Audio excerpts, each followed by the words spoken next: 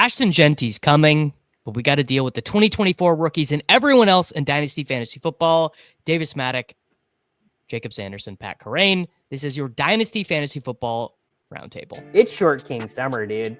It just feels like no one in fantasy sports ever learns anything. Does he mistime it, or is Brock Bowers just a grown man? Brock Bowers is just a grown man. Dare I say, Rich, football might be back.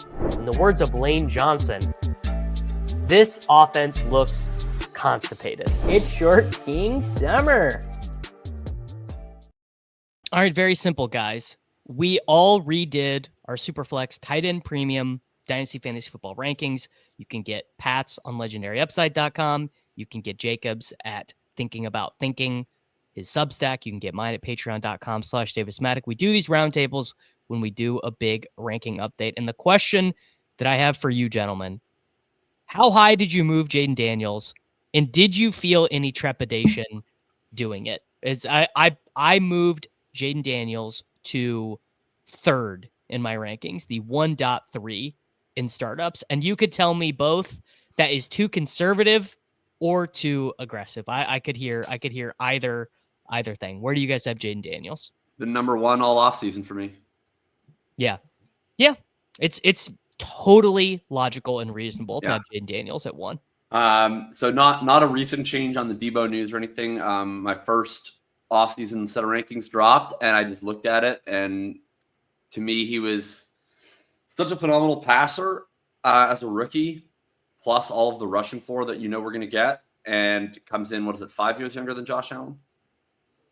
4, 5? Yeah, like 4. Not 4.5. Not as young as you think, but yes. Yeah. So yeah. I have him and Allen alone in my very top tier. And I have Daniels one spot ahead. Maybe it's probably the safer call to have Allen there, but I don't know. I feel like I've seen enough as a rookie from the rushing floor on top of being a really, really good passer as a rookie. I felt comfortable pulling the trigger. We have him 3. I still have Josh Allen and Lamar ahead. I feel strongly about Allen. If you just think about like what happened to CJ Stroud, we got information in the second year that was less bullish, and people, it made a big impact. And not to say that's going to happen, but there's still like the next season is just going to be like a lot more volatile for Daniels than for Allen in terms of what his value will be. And we know also he's a skinny quarterback who did get hurt in his rookie season, played through it. But you could see him missing a chunk of his second season and being less effective coming off an injury, just like he was last year. And they don't make a playoff run. And it feeling like, is this guy ever going to have a healthy season? So the narrative could flip on him a little bit. It could change. Yeah. And the only reason I'm saying any of this is because now we're talking about a guy who's a top 3 dynasty asset. So like so anything that dings him from that starts to have huge value loss associated with it. If he was going in the 20s, like it's all upside, baby. But here, I do want to think about like, what could the perception shift look like? And with Allen, like, it's not going to shift. The dude is just it took Mahomes. It took Mahomes 2 straight years of being outside the top 12 at the quarterback position to not be the first overall guy. Right. Like Mahomes right. has That's been. That's also 2 years that your team then didn't score any points at the quarterback position. Well, you don't have to. I mean, I think what I would say to Davis's point there is you could have traded him after the first year for 0 value loss. 0. So right. But I mean, at that point, like if I'm spending like 3 to 4 first round picks of value on a player, like I just want the players going to score the most points. Like that's a pretty massive opportunity cost. Well, Josh Allen's going first in best ball. And Lamar's going ahead of Daniels in best ball as well. Right, both of which I think are wrong, in my opinion. I mean, maybe not Lamar. I would probably take Lamar ahead of Daniels in best ball. I don't think I would take Allen, though. I mean, they don't throw the ball on the Buffalo Bills, like ever. And I understand that he has touchdown opportunities, but I feel like that's a team somewhat similar to the Chiefs, and Allen mitigates that way more with his rushing floor than Mahomes does. But like they're kind of moved on to different objectives. Like they're not trying to max Allen fantasy points in offensive production. They're running the ball. They're trying to preserve him. They're trying to make sure that they get through the season. I'm more interested in the quarterback with the team that's trying to flex their wings out and see what they're capable of. You want totally Dan Quinn's quarterback? You're worried Dan about Quinn went passing. for like 17 fourth downs in playoffs. Like, he's a new man. Okay. Woke Dan Quinn. No, I actually think, by the way, that actually is a good Dan point. Quinn's been infected by the woke mind virus. I think we're actually going to see that a lot in the NFL as we've gone into this new meta where like running is more, not only is it more important, it's just like last year for a good chunk of the season, it didn't end up this way in the end, but there was a converging of EPA per play for rushing in passes where these very good teams, the Bills, the Chiefs, the Ravens, these teams are more than happy to just call it good at 20-17. Just like, we're just going to win a bunch of close games. If we lose, whatever. By the way, it's coming for Joe Burrow. You guys think it's not coming for Joe Burrow? You think Joe Burrow, 4th round baseball pick? It's They're not getting coming rid for of Joe their Burrow. only good defensive player, potentially. Yeah, they're literally were like, hey, anyone want our star defense player? What if they just run good though? Like, what if they just get some positive players? Do you mean by run good? Do you mean Mike Brown's gonna exit the scene? Like what defense is David, not I implore you to name 3 Bengals starters that aren't currently on the trade block on their defense. I couldn't name 3 defensive starters on the Bills. I know Matt Milano because Matt Milano's bicep is the most discussed bicep on planet Earth history. I've heard so many reports about that guy's bicep, but defensive performance is not sticky year to year. They could hit on 2 guys in the draft. Like, what if they get a 5th round corner who's fine and they take a 3rd round interior defensive lineman, this year's, like the Rams. Everyone's like, oh, the Rams defense is going to be terrible. And then they just hit on 2 rookies and then all of a sudden their defense is awesome. They got these crazy pass rush. That is fair. Although I think what you've seen with the Bills, right? The Chiefs are a different story, but with the Bills, we had Ken Dorsey, who just loves to pass and like isn't super creative outside of that, unfortunately. Yeah. So You're like he kind of gave us a bad name. He's just out here passing all the time. Now with Winston, it was awesome, but it kind of as a pass heavy offense, underperforming a little bit with Josh Allen. Not great. They bring in Joe Brady, and now we got to establish a run. We got to be balanced and all this stuff. That was a change in OC. We have Zach Taylor as the head coach here. Last year was the year where you go, oh, well, they lost Callahan. Is this going to be different now? It wasn't different at all. They were the one team in the league who was actually leaning on the pass. Like even from ahead, they would pass the ball. They were playing like the Chiefs used to, like the Bills used to. Yeah. I don't see why that would change this year. Even if the defense gets better, they pass more than you would expect in positive game script. They're one of the few teams that's truly they're building their offense around the pass. I mean, you couldn't ask for a better start. I mean, maybe this reverts later, but like so far, the signals we're getting from the Bengals are,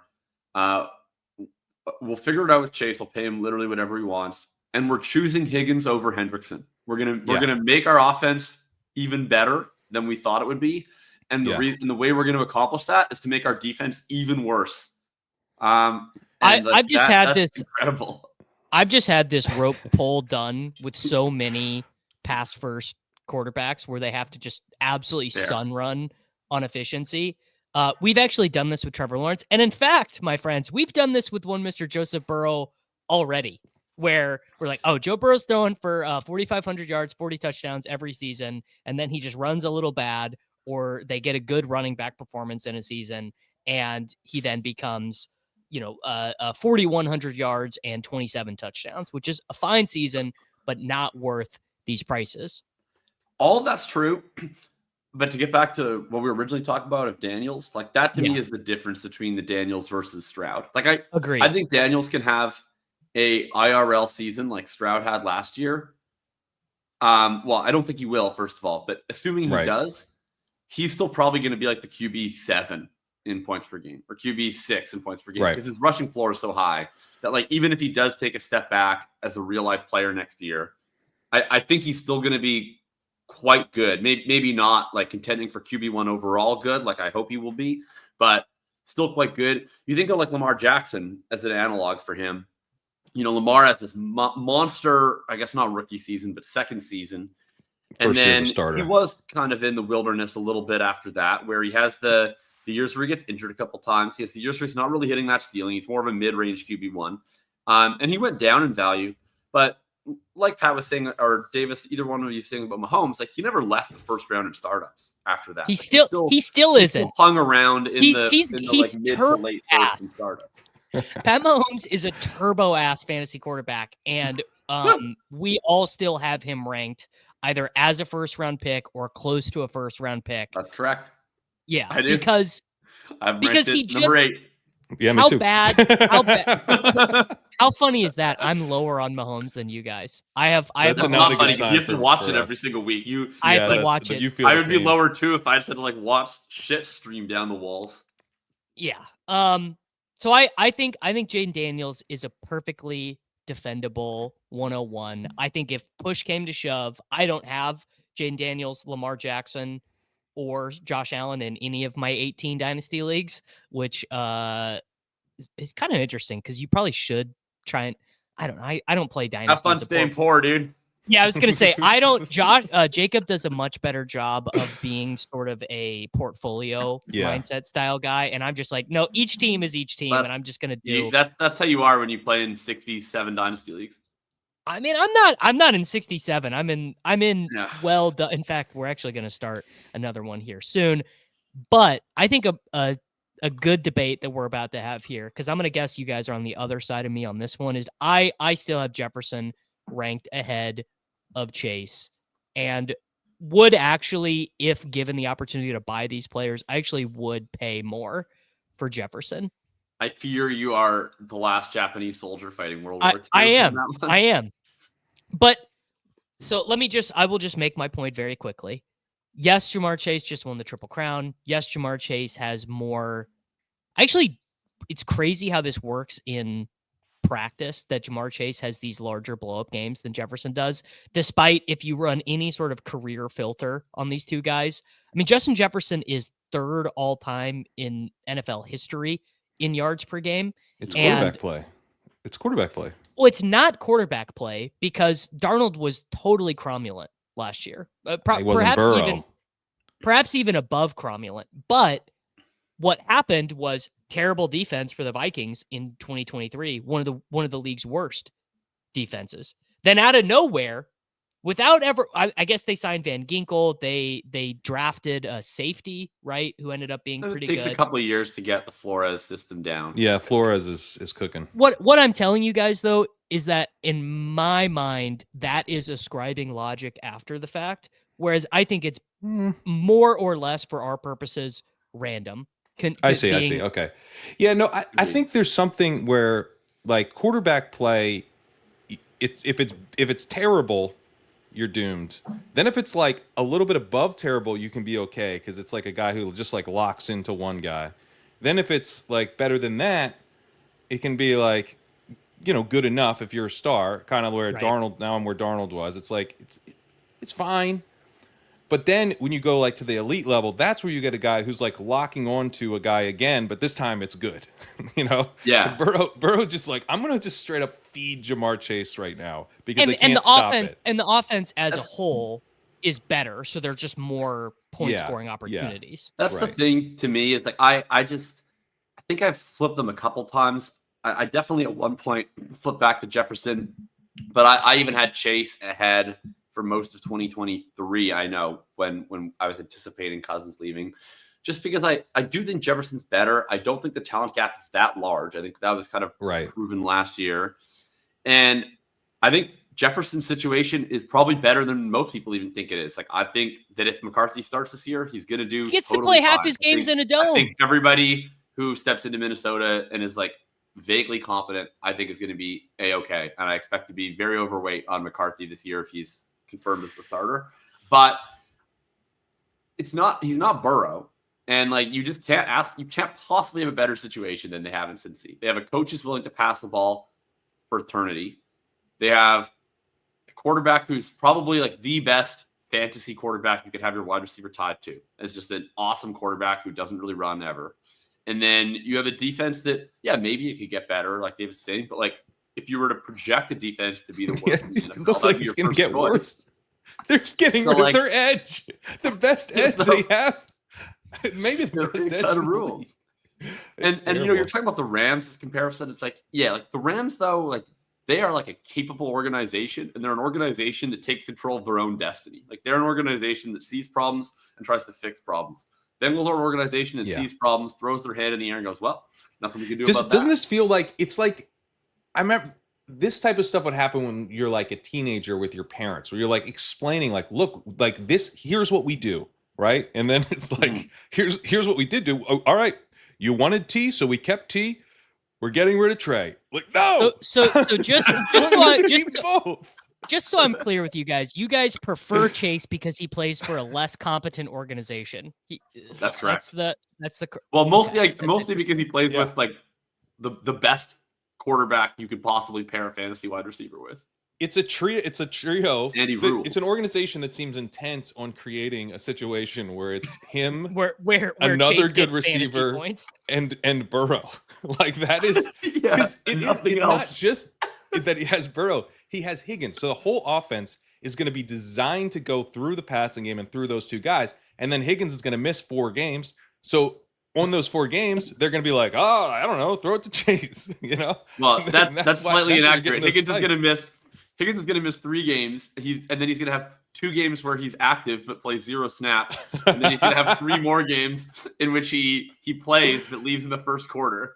So it's actually but he's going to score 40 two of the other games. So that's true. We'll all draft him in the 3rd round next year. All right. Yeah, you Let's- he's better in best ball. Let's move to Ashton Genty. How aggressive did you guys I rank mostly wanted to talk Genty? rookies today. I'm not going to lie. So let's. Yeah, I'm in for this.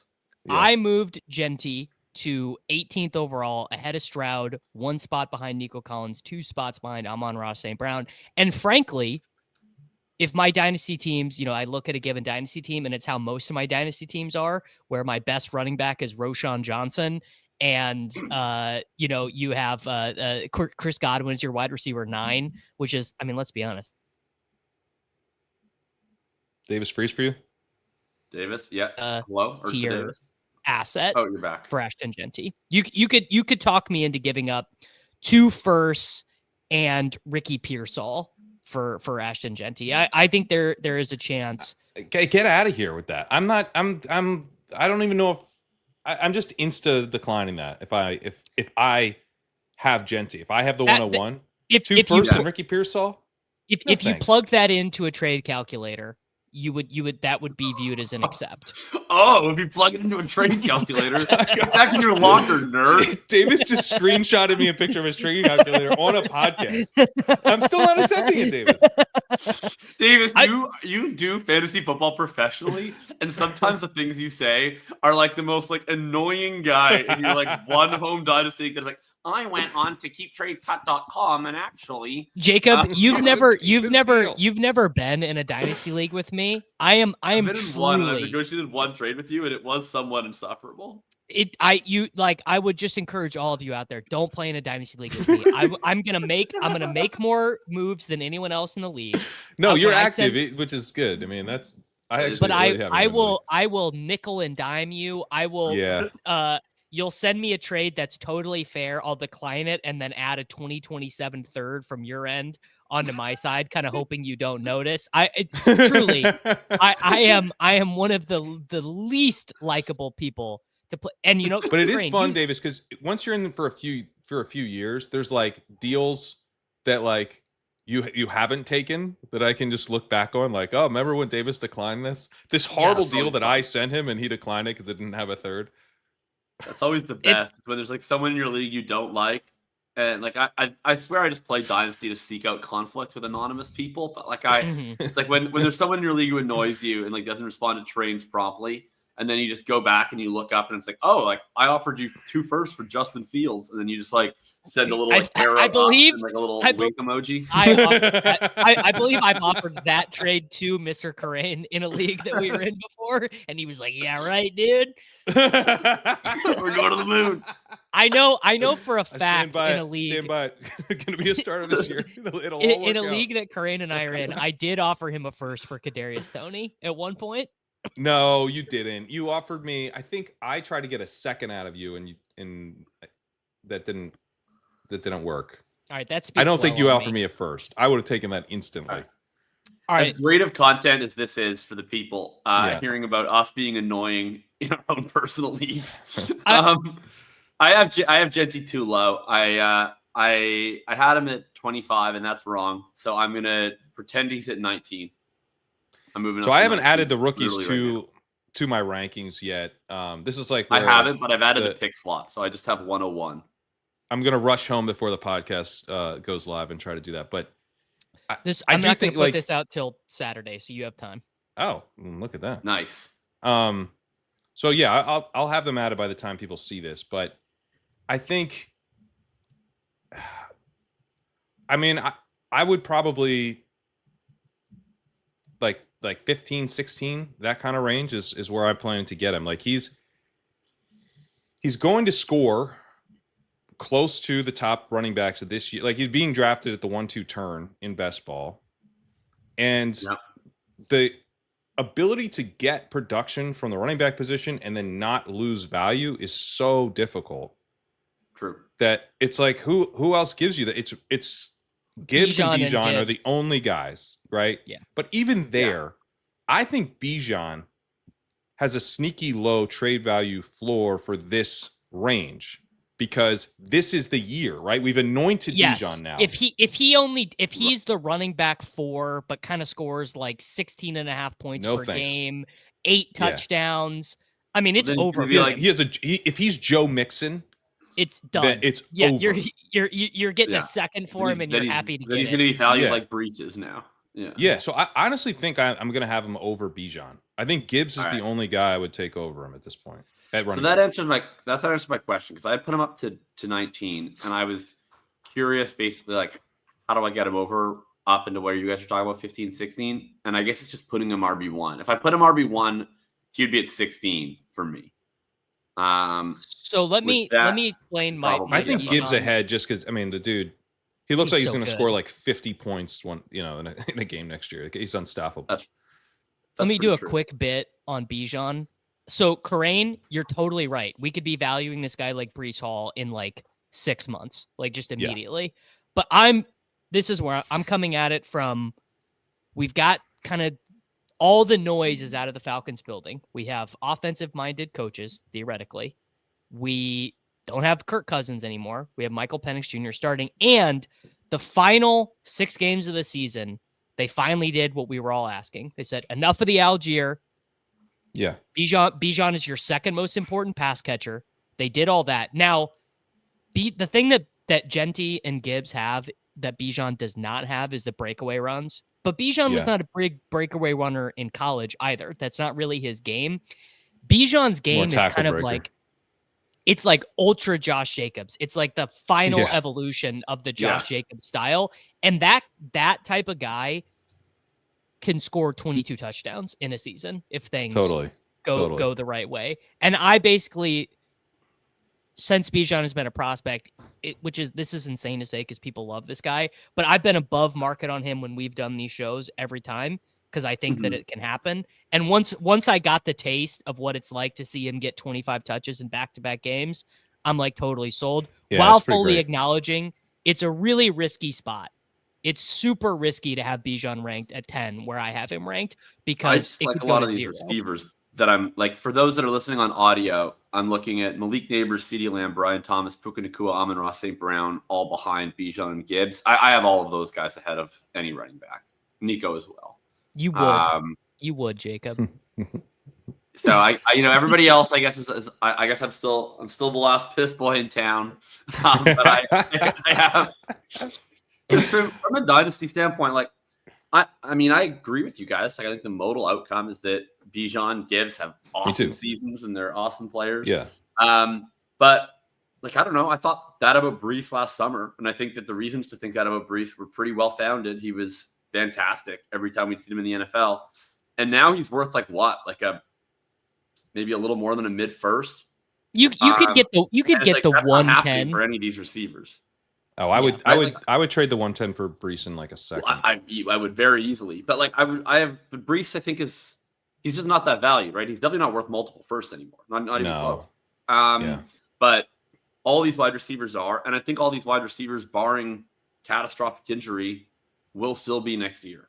And also, I think every one of them is like at least a 40% chance to outscore these running backs, like a 35% chance to outscore these running backs. I think that it might be fairly negligible. That might be old modal thinking, where like there's just no denying it. The last 2 seasons, we have seen a clear shift towards running back scoring at the wide receiver position. but that doesn't make me want to value young running backs in Dynasty higher. That makes me want to fill my running back slots with 28-year-old running backs while still continuing to spend my high-end capital on young elite wide receivers. No, it makes it actually, funnily enough, it actually elevates the value in this format of Brian Thomas Jr. of CD, because a 17 point per game season from a wide receiver is actually way more valuable if all the wide receivers are scoring 12 points per game. So your point is well taken. I'd rather have Josh Jacobs and Brian Thomas than Bijan Robinson and Chris Godwin, for instance.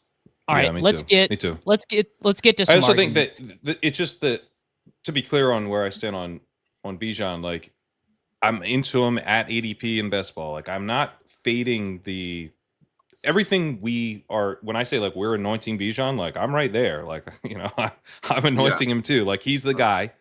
This is his year. But it's just like, if he doesn't do it this year, there are going to be no excuses. If Gibbs doesn't do it this year, well, Montgomery was there. It's still a couple. Next year, if he next scores year's his year. But isn't there always going to be a Montgomery? Like, probably. This is the thing that I struggle with Gibbs. It's just like, he's proven that he can obviously be a very valuable fantasy asset on 55 to 60% of the work, and you always know that if the other guy misses time, then you're in for like a month of turbo LaDainian Tomlinson league wrecker Jahmyr Gibbs. Yeah, and that's awesome. But I feel like there's probably always going to be a guy where, like, barring injury, he's going to handle 55 to 60% of the touches. That just seems like his lot in life. Maybe, but I mean, we would have made the same case for Jamal Charles. And then the 1 year where he didn't have the guy, he scored 25 points a game. Yep. True. So, yeah, I kind of in a way, I kind of like that there's a guy that, like, this dude, he'll probably only be like awesome instead of, turbo nuclear, because he'll lose some goal line touches. But then we can always tell ourselves, like, but if that guy goes away, he's going to dominate the season. And it's not a lie. Yeah. Like, he will dominate the season. So, totally. Yeah. And also, like, Montgomery's diminished. So I think, like, if you ask me to be like, which one of these guys goes absolutely nuclear, has the legendary season, I still think Gibbs, like, has the highest ceiling, And so if I'm just thinking about which running back scores the most points, which running back's like the guy you need in Dynasty, where the bar is higher on needing guys, it's Gibbs. That's a good argument, because I think if you ask me which one is more likely to score 22 points per game this year, I think it's Bijan. It's Bijan. But if you were saying, like, one of these guys scores 25 points per game, which one? Like, that's probably Gibbs. And it probably means Montgomery either is washed or shreds a knee. Yeah. But if either of those things happens, like, if somehow the world converged to get Gibbs an 80% running back touch share, then he's LaDainian Tomlinson. Yep. Yeah. All right. Where do you guys have Tet McMillan ranked, and how far away do you have him from Mr. Golden? I already know Jakob is going to be really low on Golden. That was one of the most obvious things of all time. It's crazy. So McShay just put out his post-combine top 32. He's got Golden wide receiver 1. Yep. Like, I mean, it's wild. Like, the film community is in love. I shouldn't say I don't give a shit about Golden. Like, I give a shit about him. I don't know if I will draft him compared to where his ADP is. Actually, I probably will, because everyone in Dynasty is such a virgin that, like, he'll be the first wide receiver drafted, and the Dynasty market will still be like, he's my wide receiver 6. And I'll probably, like, actually end up overweight on him, just because that's just, like, how we operate as a community. Yeah, right.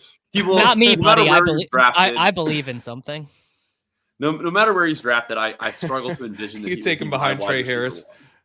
Yeah, people be like, actually, Trey Harris' yard per route run is a lot better. Don't worry, he went in the third round, dude. Trey Harris had 5 yards route run. I'm just gonna take him over this guy. What? 10. Yeah, it'd be like, actually, I like Jack Betch. It's Besh. It's Besh. Is it Betch? It's Besh. Yeah. We learned it's. I was Bash. kidding, but also it is Besh. I didn't know if it was Betch, or Besh. So I'm pretty sure it's Besh. That's the way I've heard it from the guys who were watching all the tape and sweet doing the deep dives. Yeah, I would say right now, and I mean my rookie ranks could not be more fluid. But right now McMillan's my wide receiver 1, but he's like a wide receiver 1 based on this class. Like, to me, McMillan would normally be a guy that would be like my wide receiver 2, 3, or 4 in a class that I would be ranking at like the 107 is how I feel about him. And like, because of this class, he's currently my 104 in Superflex rookie rankings and wide receiver 1. Who's your 3? Well, number 1 is Ashton Jeanty, number 2 is Omarion Hampton, and number 3 is Cam Warren. Oh, yeah, I don't have Hampton that high, but I mean, he's going to go in round 1, and he's 200 going to go in round 1 pounds, and he runs a 4.45. Like, he's going to be valuable. Hey, I'm not saying I'm right. I'm just saying as of right now, that's not where I have him. I don't even really like Hampton, to be honest. I'm kind of with you. I mean, athletic and big round 1 running back. Right. Which describes Rashad Penny perfectly. It's like, I like Hampton, but he's in a range of guys for me where I'm like, there were some busts that looked like this, and there were some hits that looked like this too, but it doesn't, his peripherals are just like not that strong. I will struggle to get to him at the 102 in Superflex is what I'm saying. We're like way ahead in best ball because he's been valued like he was like kind of like Caleb Johnson or Hampton, and I think for a while now the answer's been Hampton pretty clearly. So like I'm trying to load up in best ball. Over Johnson. Yeah, I think Judkins as well at this point. But, yeah.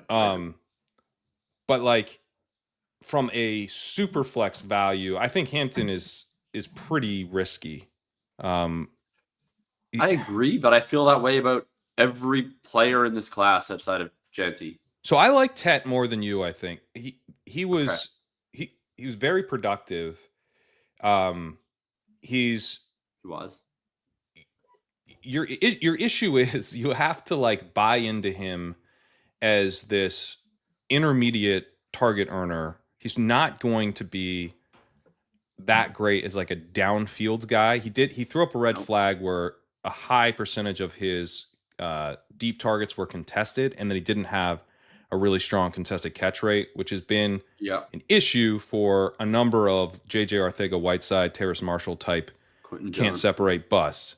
But everything I'm hearing about like who is Tetero McMillan from a from the film, like what type of receiver is he? It's not like, oh my God, this guy downfield is a sick, he's just mossing guys. No. Like it's all about he's a tactician with his technical route running in the intermediate area, the ability to shield the ball from the defender, create a window even if he hasn't generated a ton of separation, and then like the comp consistently, because early I heard, oh, he's Mike Evans, and I was like, that's bad because he's not Mike Evans.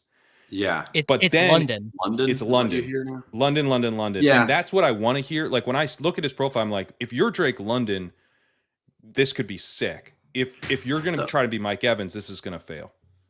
So I'm gonna like my issue with the London stuff is I think he's used pretty specifically where he actually gets like rotated in as a wing on occasion, which I think allows him to eat in the middle in a way that maybe he struggles to do if he sort of like plays this very pure outside role.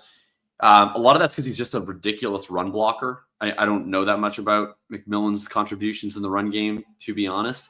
My fear is with McMillan's game, like the ceiling, because London, I feel like, has basically hit his ceiling, and it's very, very good. It's not like league tiltingly good.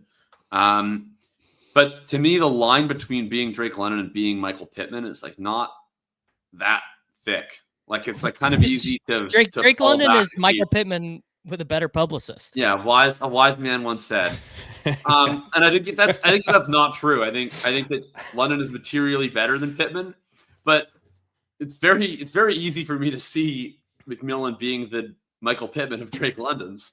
And the question is just what happens if Pittman has been highly valued throughout his career until Anthony Richardson came along, though. Like it took Richardson to kill the love for Pittman. I mean, even last year he was going in the 4th round of best ball drafts.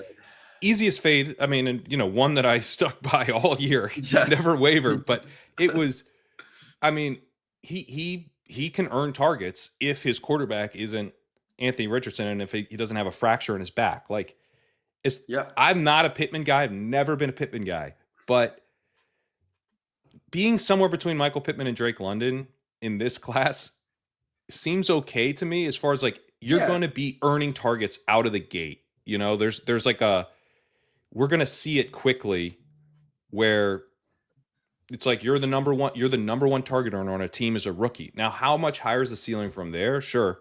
I'm with you. I don't think he's going to turn into like an absolute superstar, but like after a rookie season, we're like, dude, this guy did this cool thing for rookies. Therefore, elevation the next year and elevation the year after that. Sure. Like we always add that trajectory to guys. So if you come in, you're like, I'm pretty sure this guy's really good.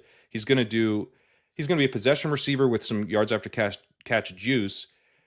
I'm just going to take that.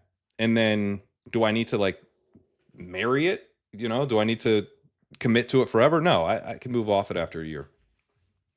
My fear is he earns like a type of target that is really dependent on environment to me, because he's not going to get a ton of easy button screens, I don't think, and yak stuff.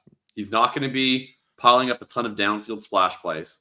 So he needs to be in an offense where his 25% target share gets you a decent clip of 9-10 target games, where he's able to just compile 7 for 70s over and over and over again and get a touchdown in half of those games. That's the path to me for an upside season. And that means like if you end up on a team with a Russian quarterback, like it's kind of over. If you end up on a team with an incompetent quarterback, like it's kind of over. Like I don't know. It's just it's not an archetype of wide receiver that I get super jacked about. And I also don't think he's as good as Drake London. I think London is an excellent contested catch player. I think London's a better route runner. I think he's a more versatile player. And I think that NFL teams, I guess we'll find out, because it seems like you see such conflicting reports. Like I think Schrager was like, he's not getting out of the top 10. And then you have other people who are like, I don't even think he's the best wide receiver in the draft. He might last till 22. So Nate Tice had him, I think, as his number 4 overall player. And then like McShay had him as like 20. He had him after Golden in the 20s. So he's polarizing for sure.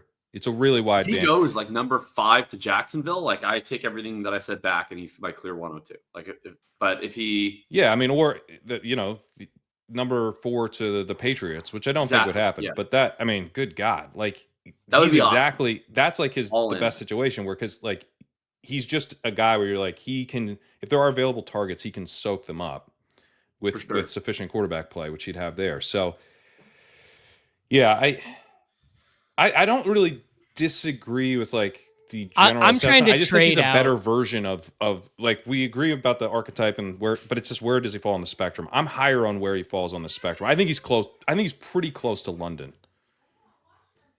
I think he's pretty close. I'm trying to trade out of the 104 or 103, wherever I have it. In fact, I have a couple leagues where I have the 101 and the 102, because I think there's two things going on. The first being, I don't know which one it's going to be, but one of the running backs who goes from 108 to 204 is going to be this year's Bucky Irving, where you're like, God, I could have had him in every league if I wanted to. Yeah. And it could be, there might be 2 Bucky Irvings. This is the strength of the class.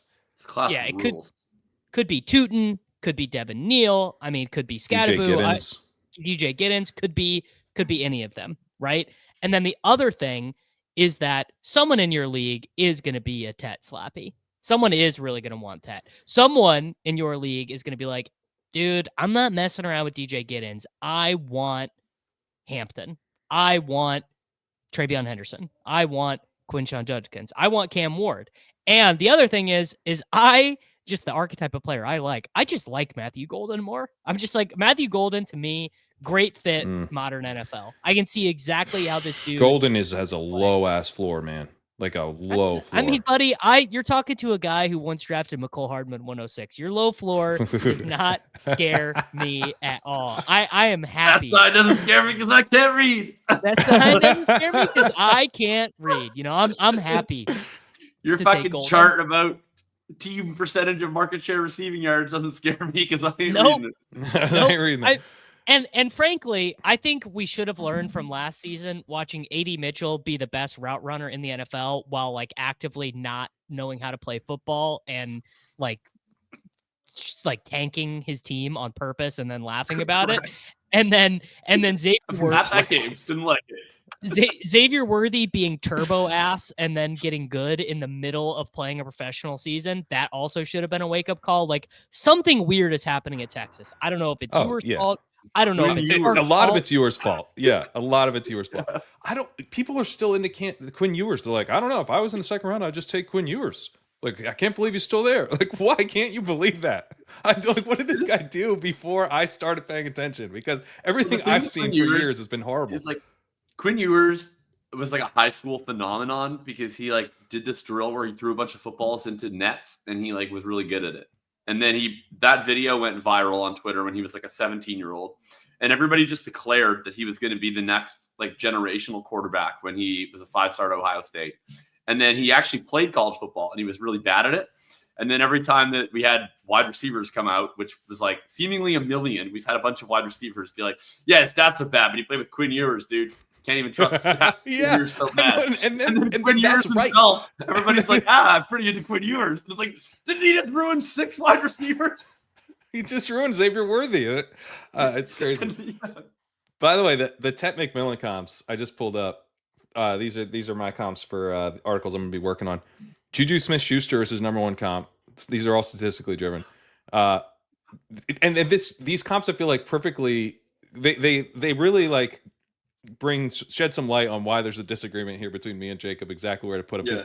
Juju Smith-Schuster, DeAndre Hopkins, Hakeem Nicks, Drake London, Des Bryant. You can find whatever you want there. You can find whatever you want. Yeah. Do you care about the fact this also applies to Trey Harris? I don't know if I care, so I'm seeking guidance. Do you care that like all of his stats are against the worst defenses imaginable, and then he didn't really do anything against the good defenses? Like he has like 400 yards on New Mexico, which is like the worst team in college football history. But then he like comes back the next week against real teams, and he has like 30 yards.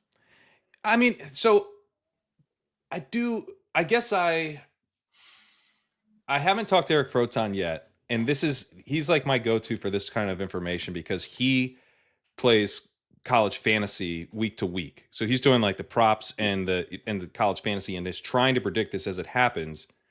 And if what'd you say? So now we're in my world. Yeah. If you're telling me that basically like he's predictably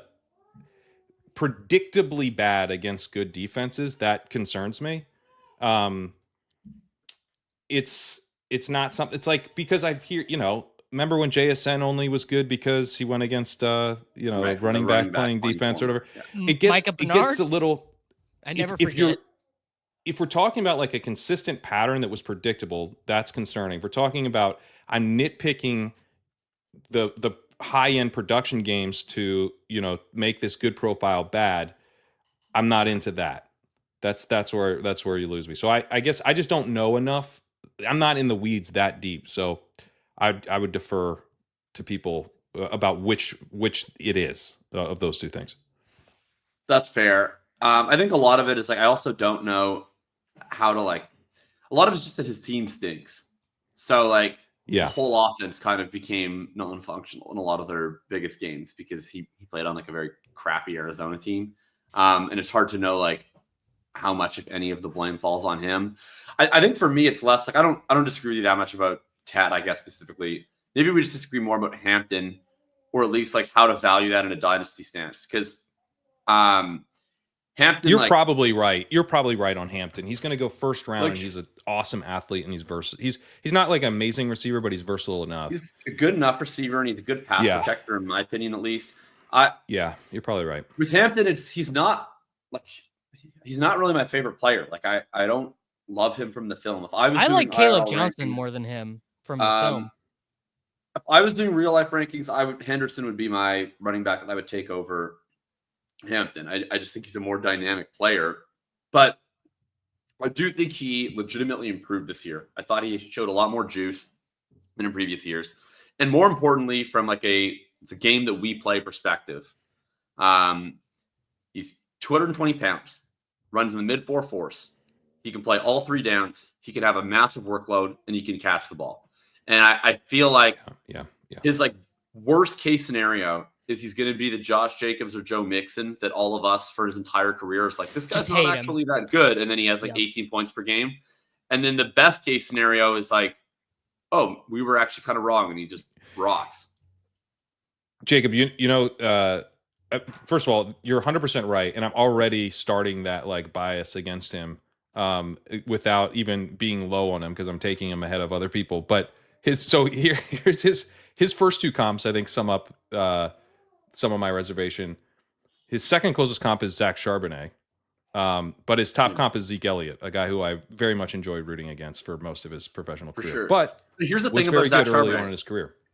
If Zach Charbonnet went in round 1 to a team that didn't have a starter in front of him, he'd be great. Like every time Zach Charbonnet gets the role, he's like a lock to score top 8 running back points that week. Yeah. Like he's a great fantasy running back. He just happens to have been drafted to Seattle to be Ken Walker's backup. But first round Zach Charbonnet would be pretty fun. Right, maybe that's what he is. He's first round Zach Charbonnet, which would be great. Like if Ken Walker was to get injured tomorrow and Seattle didn't add anyone, and we knew that Zach Charbonnet was going to be their starting running back all year, like we would be pumped. Like that would be a really valuable player. Man said tomorrow. Tomorrow, he said. Wait, are you making fun of my Canadian pronunciations? No, just normally I don't notice it. It's you have a fairly Americanized English, but you really hit the tomorrow. Americanized English. The sun will come out. I want to tomorrow. I want to hit. Are you going to be parroting my speech now? I am. I want to hit on Judkins. So I ended up not being that high on him in my cumulative stuff. I thought I would be. I thought having Judkins ranked ahead of like Tyreek and Godwin and these guys would be fairly bullish. I think Judkins has a chance to be one of the biggest winners of the combine because he differentiated himself from the, basically this is a great running back class. You're going to get a running back you love in the 3rd round, right? So I think he moved himself above that tier of guys. And what if this is the guy that Chip Kelly says, I want him from Ohio State. Let's take him at pick. I think they pick at 40 something, 42. You know that this is happening to Will Howard? Do you know that there's Will like a Howard, little bit of like if Will Howard, if the Raiders install him as the starter in round 2, I mean, like, yeah, sure. I guess if that happens, that would be bullish, but why would they do that? I'm trying to like refrain from being overly confident about quarterbacks that I think are bad because I thought Michael Penix was bad and he seems to actually be pretty good. He seems fine. I'm trying to take a step back and reflect, but I don't. Other than like quarterbacks or voodoo, I don't have a reason to think Will Howard is any good. No, he's not good. No, Will Howard is no good. But Quinshon Judkins, this was my concern. Was some team was going to look at him and be like, okay, his best season was his true freshman season. His team was trying to win all these games and then put him in a clear 50-50 timeshare with a guy who's more athletic than him. This is the profile. Really good. Who's also really good. But that's the profile of a guy who can kind of just never get there in the NFL. Javonte Williams, kind of a Javonte style profile. Not obviously stylistically, but just the way that his statistics generated and how the NFL viewed him. But I think he's probably above that tier. And another thing that's helping him also, like, I don't think we can use Javonte as a lesson of guys who can't get there. He got hurt. Tore his ACL and MCL. Right. He blew out his knee. He might have been great. He might be a reason to take that archetype. We don't like he was in a committee with Melvin Gordon as a rookie, middling efficiency, blows out his knee very early, like with a game or 2 into his 2nd year, and then stinks after that. I don't know. I'm not drawing like a ton of lessons about what we should have done with Javonte. long I'm story pretty interested short, in Judkins. I I love think he's Judkins. like, I don't know that I'm sold on like his ability to execute the subtleties of the game per se. Like I think he in adverse environments, and we saw this a lot in his sophomore year at Ole Miss, where big the man team run hard. has some issues. Like he can compound his inefficiency with decision making at times, but certainly a big enough dude. And he had that freshman season with a massive workload.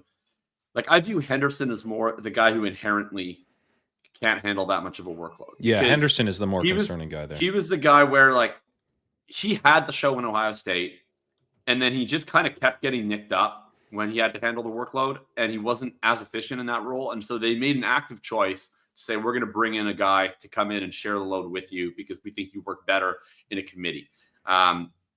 And Judkins to me was more like, oh, I got offered a bunch of money to go play at Ohio State. Cool. I'll have less touches. That doesn't really bother me that much. No, it doesn't bother me really at all. And he was good for them, especially down the stretch. Really? Like, we're watching the national championship game and it's like Judkins looks like the better running back here. It was a strong. Anyway, I think Judkins he's the better fit for what NFL teams want right now, because what NFL teams want to do, the new meta, and who knows, maybe this will last 6 weeks, maybe this will last 6 years, is to punish teams for setting up a nickel as their base. They want to punish teams who are starting 227-pound guys at linebacker instead of 245. And guess what? It worked. Look at the teams that beat expectations last year. We all got owned in fantasy by these guys who are big. It's a great running back class for big guys. There are like 15 lumbering ents who are going to change fantasy football this year. And Judkins is I would say Judkins is the best of the second tier. So after he's probably better than Caleb I like Johnson Henderson better than Judkins, but it's close. I think, but Henderson weighs 206 pounds. But that's but fine. he's explosive as hell. Henderson's going to be what, like, we just talked about Jahmyr Gibbs being our RB1 overall in Dynasty. I'm not saying Henderson's Gibbs, but like he's going to be in a role ideally, which is 10 to 15 carries and 4 to 7 targets per game. He's not. And I don't think he's massive splash plays. I don't think he's Gibbs. I think he's maybe James Cook. Sure. Yeah, that's pretty reasonable. Yeah, because he wasn't the receiver that Gibbs was. It's like so easy for people to, and I'm hearing this, which is nice to hear, like from, McShay saying he's talking to scouts and they're like, what if he's Jahmyr Gibbs? I love hearing that. Yeah. But he's definitely not Jahmyr Gibbs. Like Jahmyr Gibbs had an insane receiving profile coming out. One of the best we've seen. That's not really Henderson. Henderson's more like a guy who can be involved in the receiving game, and he's more of an explosive runner. That's where I think, like, just in terms of the archetype, he's more like James Cook. But I still really like that. Like, he's not Jahmyr Gibbs the prospect. Jahmyr Gibbs the prospect, and I wrote a lot about his receiving stuff, was incredible. But his role might be Jahmyr Gibbs in the NFL, because Jahmyr Gibbs isn't Jahmyr Gibbs in the NFL. Like, he hasn't actually been that involved as a receiver in the NFL. Yeah. Like, he's been more of an explosion back. So I'm more envisioning his NFL role. I agree he's not like Tevin Coleman is also a guy who comes up in his comps. I don't like top comp for Henderson, Ronald Jones. Oh no. Not great. J.K. Dobbins is not far great behind though. So, we'll survive. Breece Hall is he's like a smaller Breece Hall would be another potential comp. Okay. Yeah, he was the one guy, like, I will say that he ruined my my parlay, because he actually ran slower than I thought he was going to run. I thought it was 4.3s. He looked 4.3s. That was my hope. Yeah, like I did like a 5-guy parlay on 40 times, and he was the only dude that I missed because I had his under. I don't know. 4.43 is still fast, and I think he probably plays faster on tape. My guess is that he put on weight for the combine because he was more concerned about teams thinking he was too small than teams thinking he was too slow. All right. Mm-hmm. Who's your guys' favorite of the guys who are going to go in round 3 of the NFL draft? Or you're really hoping, Devin Neal, Scadaboo, Damian Martinez, Bashal Tootin, Brashard Smith? Like, just who is your you don't even have to have a great reason, but just what's the vibes leading you forward? Your favorite, you have the 204 in your rookie draft and you're like, I cannot wait to take this guy at the 204. So it was Samson, but he could not have had a more of a nightmare combine for me, where he weighs in smaller than I thought he would, and then didn't run. So that was really bad. Did he have a medical reason? Not that I'm aware of, but it's very possible that he did. Because I heard there was only one guy who didn't have a medical reason, and now I can't remember who it is. But he did the jumps though. It might have been Scatabo though, and we know what the reason is there. Well, because he's slow. Yeah, you're right. He couldn't have done the. Yeah, he did the jumps. Yeah, Scatabo did the jumps too. And he did. Maybe he did the positional drills and stuff. It was odd. I was actually really surprised he weighed in at only 200. Maybe it's just because he's so short that I thought he was bigger, because he's like quite compact and he doesn't play like a small guy. Like he doesn't play like a small guy. Yeah. Like he led. Was it just the SEC or was it all of college football in touchdowns? He had like 1 million touchdowns last year, and he's like a ridiculous goal line back. Like he sticks his face in the fan and he grinds every yard. Like he plays like he runs up the middle. Like he's not a scat back at all. No, which now my fear is like, does that work? Where it's like I really liked him before, because I was like, he's like a fast player, but he also can really stick it up in there, and he's a decent receiver. But then it's like, okay, well, maybe that works, I guess, when you play like for the Tennessee, we have wide receivers split in Alaska offense, and we're playing as 5-man boxes, but actually you can't be a 5'8", 200-pound inside runner in the NFL. Maybe that's it's kind of bucky, right? It's a little bucky. It is. So I'm still going to like him. The one guy who I don't even know if maybe this isn't a round 3, maybe this is like even a day 3. Pat's probably more plugged into the mock draft database than I am. But Rocket Sanders is back on the menu for me. He was like back on the menu for sure. That he crushed with me like of mine like guy. 2 years ago. And no, he's not, but I like him. Okay. He's I think still day 3. I think he's still day 3. Yeah. Yeah. Him running that time at that speed, and he has like legitimate receiving juice and pedigree. I was very interested to see him get back on the menu. Top comp is Abanikanda, so I will be into it. For me, that's good. For me, I was going to say for Pat, he's like, all right, we're all in. Let me tell you, dude. If Ollie Gordon, if some team believes that sophomore Ollie Gordon is the real Ollie Gordon, I think he could make. Like, if he's widely available with 4th-round rookie picks because he was a 6th-round pick, he's going to end up being my most owned player in Dynasty because I'll probably take him every time. How many running backs get Heisman votes and then end up being undrafted in 4-round Superflex tight end? Like, people are going to be taking Quinn Ewers because, like, dude, what if he turns into Spencer Rattler? You know? That's too bullish. Come on. I mean, maybe Ollie Gordon is like maybe he's Chuba Hubbard reincarnate, right? Same. No, school, literally, it's No. literally. We saw a Heisman Trophy vote getting Oklahoma State running back be awesome, go back to school, cost himself money, suck in the NFL, then be good in the NFL. We've seen it. We've seen the redemption arc. This is like it's the bear market on Ollie Gordon, where like I need to see all the hope die. Like I saw, like Justin Herzig was tweeting about how he's like kind of a sneaky pick because he's fallen so far, and like, what if he runs well at the combine? And I was like, the hope's not dead yet. This guy's not running well at the combine. He was like a 102 speed score, so it wasn't a nightmare. It wasn't horrible. He's big. But he was in the 4.6s. He's 226, and I think he was in the 4.6. He wasn't terrible. His RAS is like 8.3. Like, it's fine. Big guy. You know? He's a big guy. Yeah, because he's big. But I just need like all the hope to drain out. Like just like day 3. I'm not taking him at 204. That was kind of the question. If we're getting him in the like end of the 2nd or early 3rd, sure. Whenever Davis poses hypotheticals, like I just treat him like Trump. Like I take him seriously, but not literally. So it's like if he says 204, I just think more big picture. Yeah. Okay. That's smart. That's smart because that's what I mean. Yeah. But like I still like Damian Martinez better. I still like Brashard Smith better. I I like DJ Giddens a lot better. Oh, I than like Ollie Giddens Gordon. way better. Giddens could be a second round pick now. I think after Giddens looks nice. Like he's really athletic. He broke a decent amount of tackles. Okay, breakaway percentage.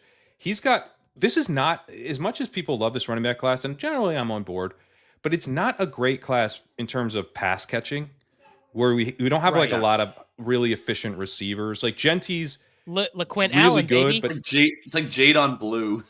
Won't run. No, not Jordan James. Sorry. Brashard Smith is like a legit, former wide receiver, 1.9 yards per route run. But he's still not even like incredible. It's not like off the charts. Right. Marcus Williams, Yarns. Pass catching Savion Williams. Yes. Yeah. That's what a fourth round pick was made for. But where was I going? Oh, DJ Giddens. DJ Giddens, 1.24 yards per route run. One of the better marks for like he's not going to be there to be your receiving back. He's like 212, very athletic, more of a runner, breaks tackles, but then you utilize him as a receiver as well, and that's working too.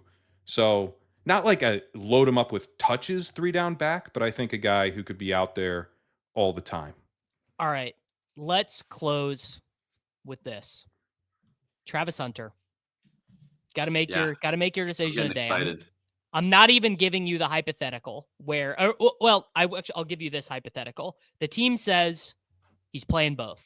He's not playing cornerback. He's not playing wide receiver. He's playing both. We plan to use Mr. Hunter both ways. We will see where he contributes best, and we will proceed from there.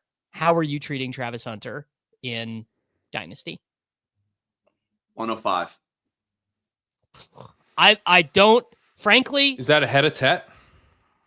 No. But here's the thing, right? If a team said he's playing wide receiver, he's my 101. No. Genty's 101, man. Yeah. I'll take Hunter. If a team says he's playing wide receiver full time and he's never going to see a defensive snap, I would take him over Genty. That is I don't. crazy. That's crazy. He's not that good of a wide receiver prospect. He's a really good wide receiver prospect. He's not anywhere close to as good a wide receiver prospect as Genty is a running back prospect. Sure, but I would need a player to be so much better of a running back prospect than the wide receiver to take the running back ahead. He is. All things Genty, he is. I mean, this is all hypothetical anyways because we're dealing with the receiver stuff. But I think Hunter is like legitimately a pretty special mover. Like, are you going to have like Garrett Wilson ranked ahead of Genty? Like, I don't understand. No. Yeah, so like then just trade for Garrett Wilson. Like that's what we're hoping Travis Hunter will be as a full-time wide receiver. Not that far off. But that's Wilson was a better to me. I'm like he's going to be like a hair below Garrett Wilson. Garrett Wilson's a better prospect than he's very skinny. Travis Hunter's very skinny. 185 pounds. You don't love that. He's a very good wide receiver. I didn't know we were going to get to this. Jacob, you always make me the bear on guys I like, and maybe I'm being hyperbolic because I haven't frankly put that much thought into this make believe hypothetical. Old fantasy Trump Jacob. I'll re-clarify. I guess he would at least be like my very clear wide receiver 1 if I knew he was a wide receiver. I don't think it's that close between him and Tet. I think it'd be close, but I've got no pushback that you'd have him wide receiver 1. But none. We're not living in that world. So in this world, I don't know. It's scary. It's hard to know what to do. He's probably still a guy where at his underdog price, it is insane to me, especially because the downside risk is not high. It's not like you've been oh my God, I invested in 106 and now he's not an offensive player. It's oh no, I spent the pick in the early hundreds and he doesn't play offense. It's that sucks, I guess, but whatever. I spent a lot of those on Dontavian Wicks last year and he doesn't know how to catch. who basically doesn't know how to play offense. Well, also you can is he in the range where Ricky Pearsall paid off? In Best Ball Mania, Ricky Pearsall paid off his ADP because he had a good week 17. Is he in the range where that outcome, and it doesn't need to be week 17, could be week 15, right? But late season spike week is just one is enough where you're I'm psyched I took a bunch of this guy. Hunter's fully in that range, and that's not his upside. His upside is that he's just a really good wide receiver who plays wide receiver the whole year. His upside is you get kind of a Garrett Wilson outcome when we were pricing these guys completely wrong, and Wilson was in that range. So I think he's a clear target in best ball. Hunter is an unbelievable athlete. Like, in terms of just dudes that you watch and they just completely jump off the screen. Like, it is like almost every week he has a play where he just like runs through and around and past dudes where like he is like operating on a different athletic His plane. cornerback tape is sick. Like his cornerback highlights are awesome to watch. He's an unbelievable player. I was watching Shedeur tape the other day, who I wouldn't say I'm a big fan of, but like it was like a few times like me neither. It was like kind of a grainy video, and so I couldn't ever read the numbers, but never was I remotely confused as to which one was Hunter, because you could just like kind of watch everybody and be like, oh, the one going at like a completely different speed than everybody else. Mm-hmm. That's probably the guy wearing 12. And I'm a huge fan. It's just purely this game. I think right now people are actually being kind of conservative with it based on the best ball market. The hope is like that we get some clarity post draft immediately where they say like he's going to play wide receiver. My guess is that he will go to a team that at least wants to try him at both, because I think if you are, especially just based on the teams that have talked, like the Titans were the team that were like we see him as more of a corner. Which to me, if that's your view, then they'll probably just take Abdul Carter, or maybe a quarterback, or Ward. The Browns said they saw him as a wide receiver first, which is very exciting. But I think they're going to probably take a quarterback. But the Patriots were very demonstrative about treating him as both. And so maybe I think he goes to the Browns. I think the Titans are either going to take Carter or they're going to trade with the Giants. And I think the Browns, who are telling anyone who will listen that they want to take a quarterback, are only doing that so that the Giants come up and they can get Carter or Hunter, whoever they prefer. Now, maybe then the Browns take Carter and the Titans get Hunter. But I think he probably goes to the Titans or Browns. I don't really buy the Browns really actually wanting a quarterback with that pick. Maybe they take one in the second. The one thing that's interesting about the Browns is they're the only team that seems to like Shedeur Sanders of the top teams. So, like, it seems very much like the Titans are going to take Ward or they're going to take not a quarterback. The Giants are trading up, and if they're trading up, they're doing it for Ward. But it seems like if Ward goes 1, the Browns might still take Sanders 2. Although that just seems like it would be a real misuse of the capital based on that no one else seems to view Sanders as a top 2 overall pick level player. I mean, Sanders is getting like all offseason.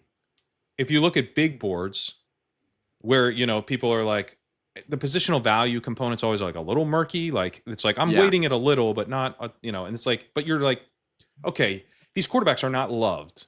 Even Ward is often like around 10 or a little bit after that. But Sanders is frequently outside the top 20, sometimes like in the 30s. Like he's not seen as a blue chip prospect. And I get it, man. Like he looks, it's like Teddy Bridgewater, Tua, like these guys are like, you could be a system operator. Is the comp that I've been making for like he doesn't really run. His arm strength is lacking. And he runs around. He's a good thrower on the run, and he can scramble around, find a spot, and make a play. But it's Tua, It's not. He's not a dual threat by any means. He's a scrambler. He's a scrambler. But you're not dialing up like QB counter for Shedeur Sanders at the 5-yard line. No, you're not. You probably are for Cam Ward. For Cam Ward, you are. He actually runs a little. He's not a dual threat. But he runs a bit at the goal line. He'll get us some rushing touchdowns. And he's more athletic, I think. Like in terms of just like he's more athletic. He's like he actually has some juice. He's a little thicker. Like Sanders thicker. He's also got he's just got more arm talent. I know Sanders is more accurate. Best pure passer is you hear from Sanders because he like hits the throws he's supposed to hit, which is great. Right. But Ward is like when some of the throws that Ward hits, you're just like, holy shit. Like that is a sick NFL level throw. Yeah. I'm actually pretty concerned about Ward's floor, but I don't doubt he has a really high end ceiling as a pocket passer with a bit of mobility added as like a bonus layer.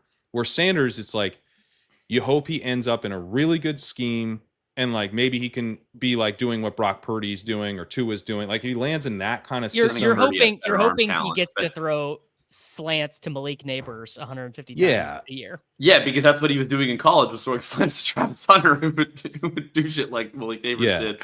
Yeah. And it better be with a coach who has a high PROE too. Because if he's like getting, you know, if it's -5 PROE, Shedeur Sanders, like we're looking at like probably 15 fantasy points a game. He's just Derek Carr. Right. Yeah. Because it's with Sanders, like what he can do that really was impressive is he can make some of these like layered touch throws where like he seems to have a good understanding of where the ball needs to go. And he has like a lot of clubs in the bag where he can do like I'm going to throw the crosser over the linebacker and drop it in before the safety. And it's like a nice layered touch pass. And you're like, man, that's like a developed, polished quarterback. Right. But there was also some throws that I saw where it's like, there's a whole shot, you know, cloud corner, safety's over the top, receiver gets past the cloud corner, and you have a tight window where you have to get that ball up and down before the safety. And it's not a matter of layering it. It's a matter of like, you need to throw the ball fast so that it gets to the wide receiver before the safety gets there. And he doesn't have that club in the bag. Like he just doesn't have the driver. So like a lot of times the ball hangs in the air, the wide receiver gets hit, the ball's out. Like it limits the amount of potential throws. And Ward too, right? Like his thing, like he'll scramble around and then like set his feet and throw like an absolute missile to the back of the end zone. That's not Sanders. That highlight that you're talking about though is like so concerning. Like on that play, he pump fakes twice.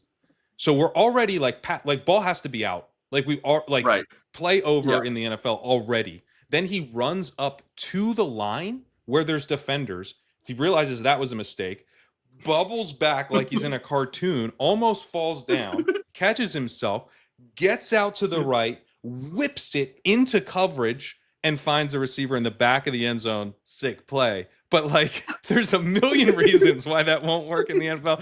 I'm just like, this is his first highlight. You know, like people are holding this up as why he's good. This scares the shit out of me. But I mean, at the same time, you can see some of the traits are like, man, this guy, that was a sick throw. Then the next highlight is him making like the exact throw you're talking about, the whole shot throw. Ward makes that no problem. He actually does have the arm strength for that. So who buries me if I hard fade them? Ward could bury me. I just don't. For sure. How does Sanders bury me? Like, and he scores like 17, 18 points in an impressive year 3. Sure, I could see being like, kind of wish I had him as my quarterback too this year. I don't know the ceiling. I'm just starting. If Sanders was in a good quarterback class, well, I guess if he was in a good quarterback class, he'd probably go in the second round. But if he was in the good quarterback class and then still got the draft capital that he's probably going to get, and you could just draft him at like the 109, I'd be like, sure, great. Oh, yeah. Like, I get a potential long-term super flex quarterback, and he's the Daniel Jones. But just because the Bo Nix last year, like Bo Nix. Exactly, you know? the Bo Nix. Yeah. But it's like some team there's going to be enough teams in rookie drafts that need quarterbacks, and he's just going to be the second guy, and so he's probably going to end up going 105, 106. I have him rated as a late first round super flex pick, which is I completely agree. Like I'm not out on him at that. I mean, he's going to get us some starts. He will have value if you can get him at that price.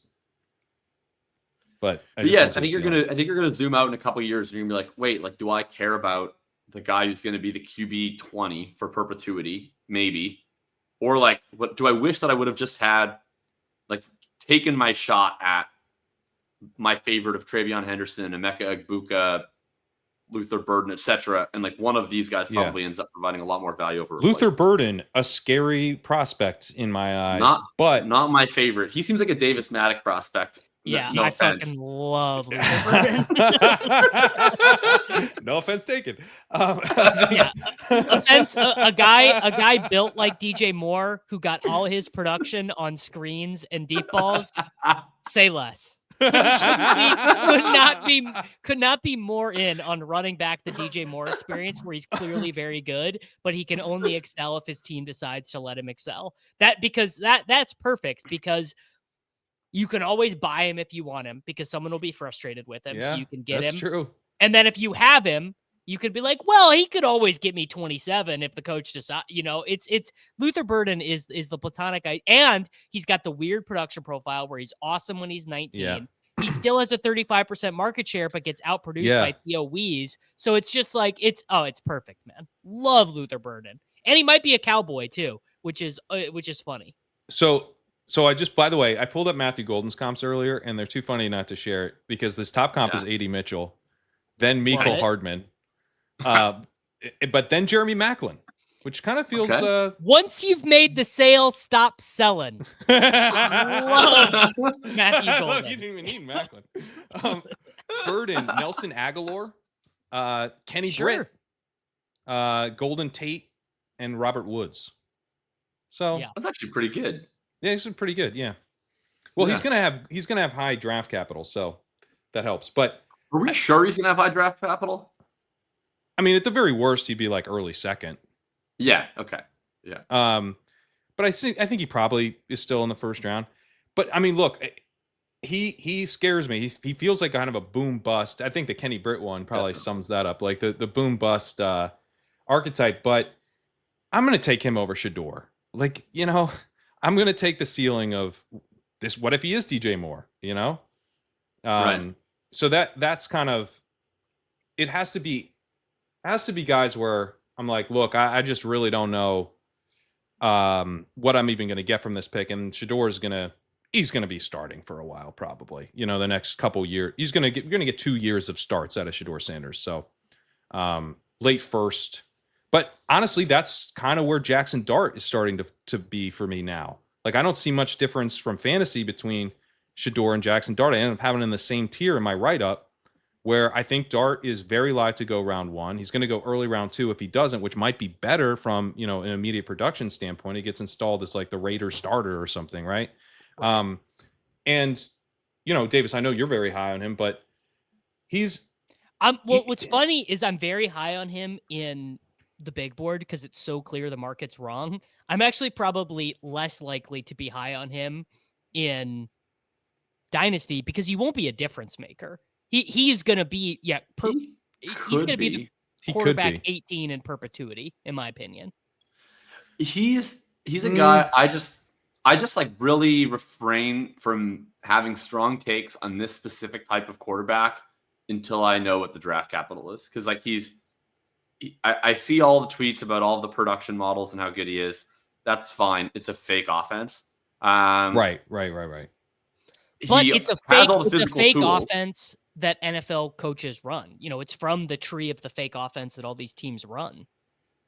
What NFL team runs the Lane Kiffin air raid offense? I mean, the Commanders. Kinda. It's from the same. Obviously, it's going to be different. It's going to be more sophisticated. Kind of the Commanders. But there are many instances of teams. I mean, how many NFL offenses just run mesh as like their base play? Yeah, but mesh requires reading like at least 4 players. Like the Ole Miss stuff is like if the 2 wide receivers on half the field every play want to just like order a pizza, like they may as well because they're not even part of the play. Like it's like you're just looking at half the field, and it is literally like the play is just like Trey Harris is running down the field and Wells is like pulling up for a hook, and you're reading one man, and then you make the choice. So it's like, to me, it's a thing where it's just so rudimentary in terms of what he's asked to do that I look at it as like, okay, he has the stats, great, but everyone has the stats that plays in that offense. Like Hendon Hooker had the stats. Then it's like, does he have the tools? I think yes. Like he clearly has a live arm. He's athletic. All right, so he's not like Graham Harrell. And then it's, does the NFL believe that he can process? And that's just a decision that I am not qualified to answer. And so I will leave that for the NFL to answer for me. And then they will tell me with their draft capital whether they think he has a reasonable chance of progressing to that level that he needs to, or whether he's like, insert Matt Corral, Graham Carroll, Case Keenum, whatever these other guys are. Hey, Case Keenum once won 13 games. True. So shout out to Case Keenum. If the NFL takes him in late 1 or early 2, I'm definitely going to be very interested. But we also see a lot of quarterbacks get hyped to go late 1, early 2 on March 7th that go in Yeah, round Ryan. 3. Ryan. This I call time, it the Ryan. this time 2 Method. years ago, like Ritter was getting round 1 buzz, Corral was getting round 1 buzz, Malik Willis was going to be the second overall pick. Like things change, so we'll see. But I'm cautiously optimistic on Dart. I think it'd be fun. It's been so consistent with Dart, and there are guys who aren't into him, but like the guys who are into him are seemingly really into him, and it's just been like a steady drumbeat where it's like basically the drumbeat has been it's not Dart and Milrow, it's Dart and Shador. You know, that's the conversation that we need to have, and I still think Shador goes ahead, but I think it's real to the extent that like I would be pretty surprised if he fell even to mid to late round 2. Like I think people now view him at least as kind of the Will Levis, Geno Smith, Derek Carr, you know, early round 2, you grab this guy. Regardless of draft capital, Daniel Jones is one of his highest comps for me, which is not great, but I do think it kind of points to some of the athleticism that he has. Points to, you know, the fact that maybe even if he's not ultimately that good, he's not quarterback 18 in perpetuity. He has a season where he's actually scoring quite well because he's combining, you know, some passing production. And I think Dart has a good arm, like a better arm, or at least I think his downfield production will be better than like a Daniel Jones. I'll put it like that. And yeah, he's a great arm. Yeah. And then he's probably like a little less mobile than Jones, you know, who kind of became like a true runner at times. But he's going to add some with his legs. And I mean, like this dude, he's running into guys at the goal line, you know, he's like putting his head down, he's getting concussions that he shouldn't get. Like he's got an attitude as a runner that I think, like even at Cam Ward didn't really scramble from a clean pocket at all. You know, you look at, you look at Jackson Dart, he was very willing to scramble, very willing scrambler. So, as far as the archetype goes, his name's Dart. He wears the headband. Like what a cool guy. He's very handsome, and you can't really overstate. It's Jackson with an X, Dart. I mean, come on, dude. That guy's starting in the NFL. Just like he's going to have a run. He's going to have a run right now, Davis, and just like embrace the swag. Like, I'm a big believer that good quarterbacks have to be hot. Like you just Jalen Hurts very attractive. Mahomes. So you're not in on. So Eli Manning's not making the Hall of Fame for you then? He's not. And I think like you at least. I will say like the Mannings, despite not being traditionally attractive, they have a certain level of charisma about them. Well, Peyton has charisma. Eli's charisma is Eli's charisma adjacent because he's a Manning. He occasionally can be funny. He can play off of the fact that he doesn't have charisma in an entertaining way, but I wouldn't think he has charisma. Fair. That's fair. He's self-aware about not having charisma, which can be funny. That's at least the first step. That's a first step. First step's admitting you have a problem. But Jackson Dart, like he's just a dude where like I don't know, man. If I was in the huddle and Jackson Dart was my quarterback, like I would feel like we got this. I would feel like we're gonna be matriculating the ball down the field. Well, how are you gonna have it? He's calling the plays. You're staring into his eyes. You're like, what? Huh? you're lining up in the wrong spot. I would run the best dig route of my life for that man. I have analytics. This is analytics. Yeah. You know, I would say my friend group is split pretty evenly between men and women. And a question I'm often asked from women is like, who's the hottest football player? Whenever I say that I like podcast like a dweeb for half of a living. And then I'm always like Joe Burrow, and they're like, yeah, I'm aware of him on TikTok, but like, who's the second one? And then I struggle for an answer. And now we're locked in. It might be Dart. It might be Dart. They're annoyed. They're like, yeah, I know about him, but who else? So now you have an answer. They'll like this one, I think. Yeah. Right. Well, you better hope he starts because you can't be touting backup quarterbacks as the hottest quarterback in the league. You know, why not? The one thing then is he like, can spend more time making TikToks. Is this like an Ole Miss thing? Because Matt Corral also rocked the headband and like also had a lot of swag. Is this just a thing? Like white guys go to Ole Miss and they start like somewhat code switching and rocking the headband and like looking cool. Like I'm very confused what's going on down there. People are saying it. People are saying it more and more. All right, guys, we're getting out of here. That sound you hear is Jacob booking his trip to Mississippi. He's going. Your hair would look great. Your hair would look great with a headband. Happy to support the American economy. I do. I actually think the headband would be kind of a good look for you. You got the swoop. The swoop is like it's almost like you're waiting for the headband. So like I don't know if you're familiar with the concept of a wedding social, but I won't even get into all that. But basically, anytime I'm at an event with like a tie, it's a lock that by midnight, like that tie is becoming a headband. Oh, that is such a classic dad move at a wedding. Yeah, and it you can pull it off sometimes for sure. Christmas parties, weddings. I like it better at a Christmas party, I think, because you're sort of saying it's like what is even this? What are we even doing? What even is this tie? What even is this? Yeah, you got like a tie with like elves on it. Yeah, wrapping around the head. All right, guys. Wait, before we go, we can't leave with that. Where are you at on Devin Neal? I am letting. Is this your boy? Yeah. Oh yeah. I'm gonna let the NFL decide that one for me. Like I have two rookie. That's just well, I have two. I'll say this: I have two rookie drafts that take place before the NFL draft, and I have earmarked a 3rd round pick for him in each of those. Now, I am overwhelmed with currency of 3rd and 4th round rookie picks just due to the way I play the game as we began here. So I always, it works. So I will be acquiring the services, and my guess on Neal is that there will be some GM or some scout or whatever who's like, I don't care what his time was. That boy, nice. That guy can just get yards and score points. He can block. He can catch passes. He played at a bad school and like crushed against schools that have way more NIL money or way better than us. I'm big on Neal, but not jamming him in the big board. Yeah, I think he needs to go. He needs to fall a bit, but I'm still into him in that general range of guys we talked about. Like him and Giddens are like close for me. Yeah, and their ADPs aren't that close yet in the big board, but I think they will be. And once they are, I'm like fully back in on Neal. We didn't talk about tight ends at all. Does anyone have like a 2-minute take on the tight ends? I don't think so. It's pattern matching from Bowers, which is why they're being valued so high. They're good in a vacuum, but the market is so enamored because Bowers was so good that they look a little bit too pricey for me right now. It feels like, because I've been listening to a bunch of podcasts from like more film evaluators, more traditional NFL types. Yeah.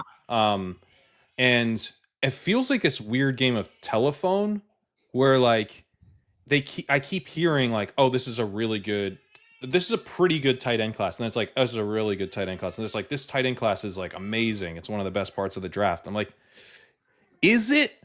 Like it's an okay tight end class, I think. I mean, I guess there's often years where there just like aren't any good tight ends. And so from that perspective, it's a good tight end class. Year, Pat Freiermuth year. Right. There are like several good tight ends in this class. So right there, it's probably better than average. But I don't think it should be held up as this incredible tight end class. I think Loveland and Warren look like pretty strong picks, but not slam dunks to me. And then Fannin is like an awesome pick if he plays tight end like a real tight end, but has a super low floor. I still have the light on, but I mean, yeah, he's a really low floor pick. And then Arroyo and Taylor. I mean, Mason Taylor, I'm taking in best ball because he's completely free and he's going to get drafted in the second round. But he's like of many tight ends who like get drafted in the second round and we just like never think about them for fantasy. Like he could easily be that guy. Yeah. And Arroyo has no production, dealt with the knee injury. Did you watch Mason Taylor's gauntlet? Yeah, dude. I mean, the line honestly, was straight. don't. The line was straight. Honestly, if you watch Mason Taylor's gauntlet, it's going to only lead you to make bad financial decisions in the future. Nothing good can come from it.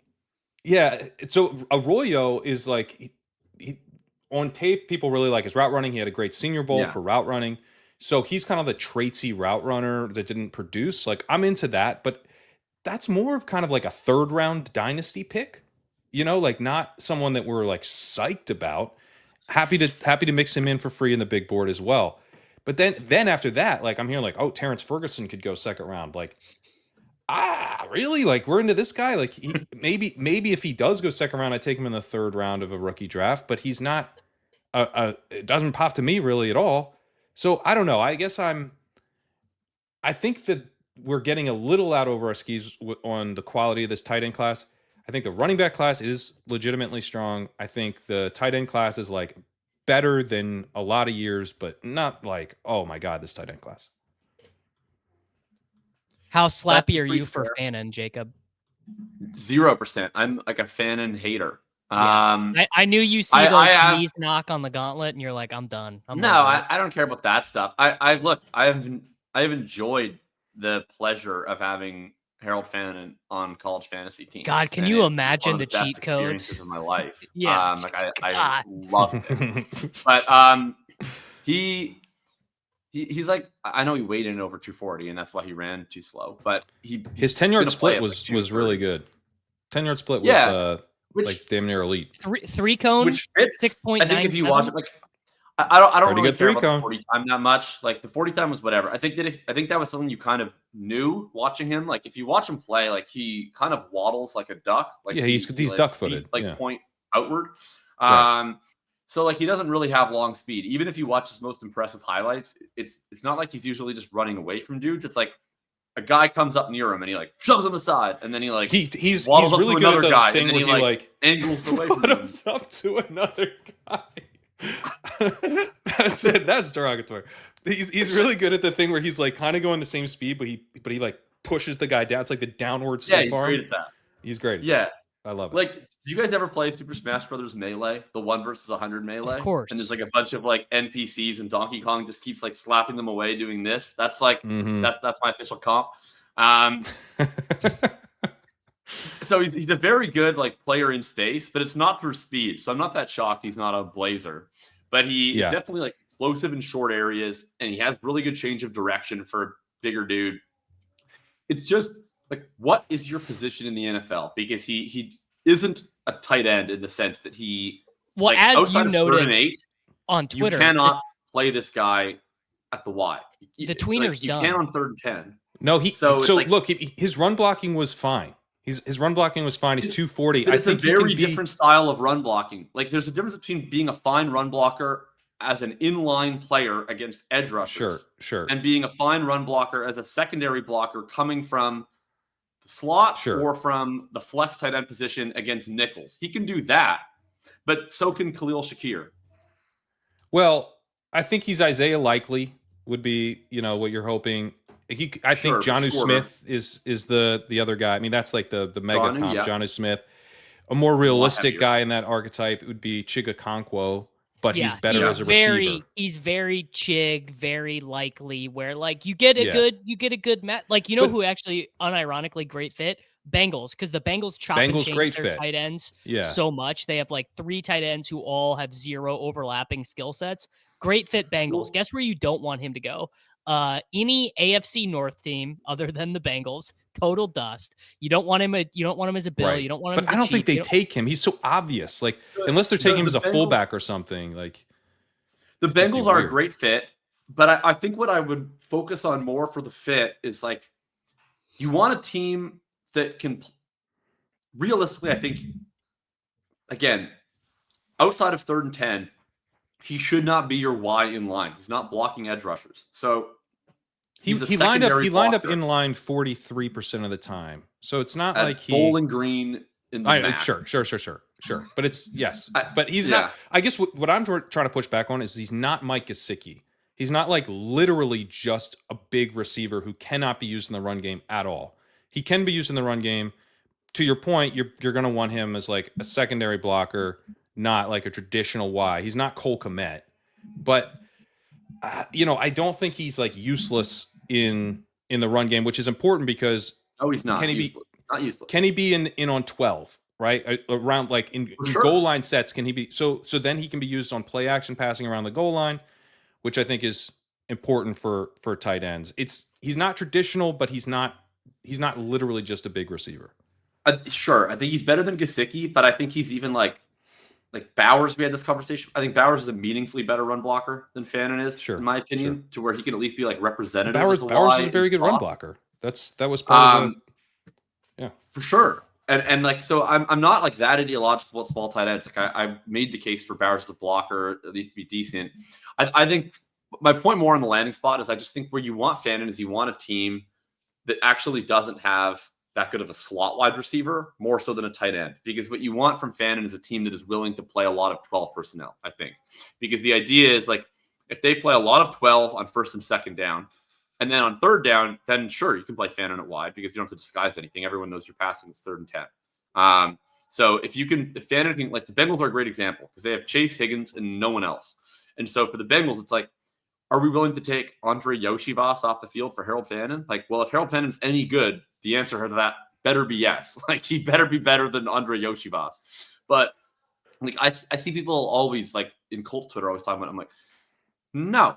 I'm like, we don't want to take Josh Downs off the field for Harold Fannin, and we don't want to play Harold Fannin at Y. So this fit makes no sense. That would make no sense for the Colts. I agree with that. Right. So like, there's teams that have like don't really have an entity at slot wide receiver that want to have an identity where Fannin can be effectively their slot wide receiver as a 12 personnel tight end. What about the Eagles?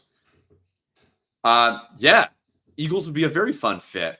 Part of the issue with the Bills, like with Kincaid, is like, well, because Johnny Wilson's already got that spot on. No, because they only take guys from blue chip schools or like sick athletes. That's true. Yeah, that is kind of true.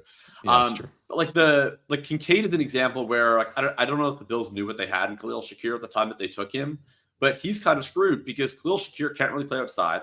He's a very good blocking wide receiver, and he's just a better receiver than Kincaid. Done it to himself also. Well, he did do it to himself in part, but like they're in a spot now where it's like the only way to get Kincaid on the field consistently on early downs is to take Shakir off the field. And they don't want to do that correctly because Shakir's a better receiver than him and can block just as well as him. So you're not gaining anything. So anyway, I think that's just my point. Is I think the landing spot wise, you need to look at the slot wide receivers. And if you can go to a good landing spot, then maybe I can get back in. But I think it's more likely to be like a 50 to 60% routes roll. I think that's totally fair.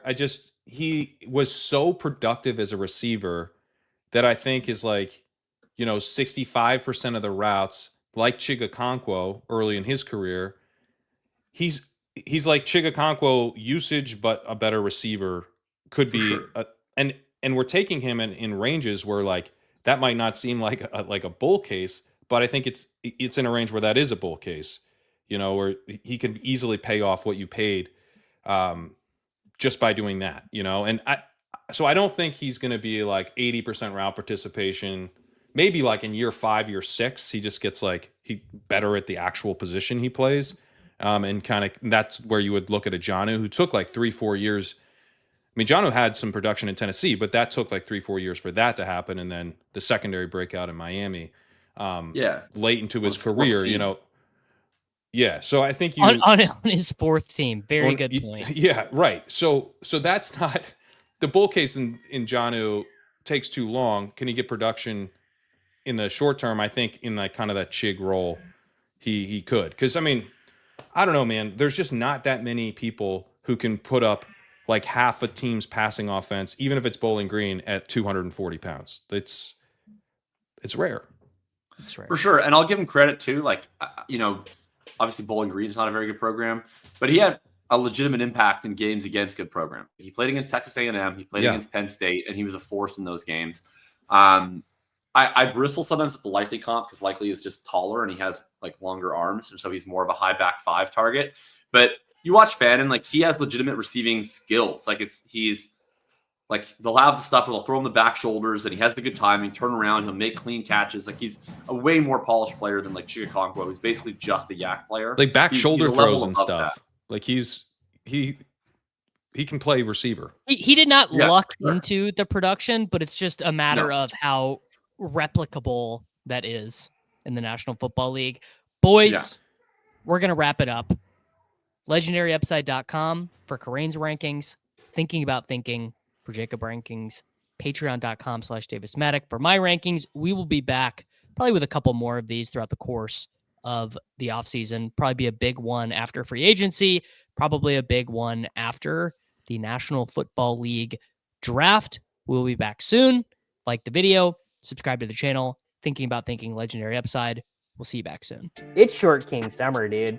It just feels like no one in fantasy sports ever learns anything. Does he mistime it, or is Brock Bowers just a grown man? Brock Bowers is just a grown man. Dare I say, Rich, football might be back. In the words of Lane Johnson, this offense looks constipated.